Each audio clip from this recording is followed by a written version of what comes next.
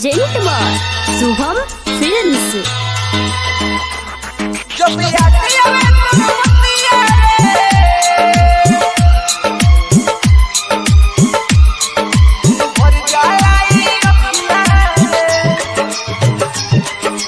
मतिया भर जाला ई अखियां। घूम घूम हमरोई सीनावा में तो पेटोई। घूम घूम हमरोई सीनावा में तो पेटोई। नहीं कोटो तारतिया रे जब याद आवे तोर बतिया रे। दुनु भर जाला ई अखिया रे जब याद आवे तोर बतिया रे। दुनु भर जाला ई अखिया रे जब याद आवे तो मतिया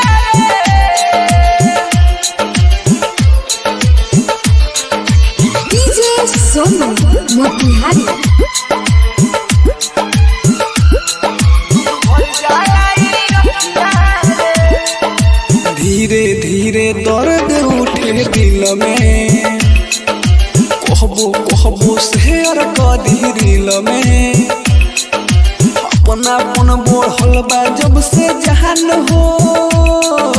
नींद न आवे रहिले मुश्किल में। अब नु जुदाई लगे जान लेके जाई। नु जुदाई लग जान लेके जाई। देहिया बोली अब रखिया रे जब याद आवे तोर बतिया रे। दुनु भर जाला ई अखिया रे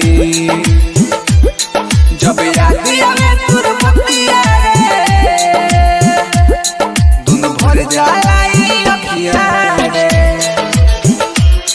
जब याद आवे तो मतिया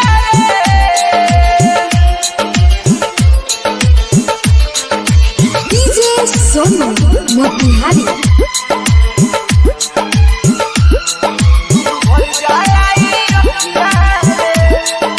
बहिया में तू रहलू अमर जीत के। गुडू गोल्डन लेके गईले खींच के। दोस्त मोर गरीबी के जहान हो। ऐसे दूरी बनल हमारा बीच के। दिल दूर के तू गईलू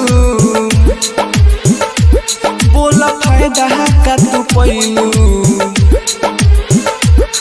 दिल दूर के तू गईलू बोला फायदा का तू पैलू। प्यार रह गईल बतिया रे जब याद आवे तोर बतिया रे।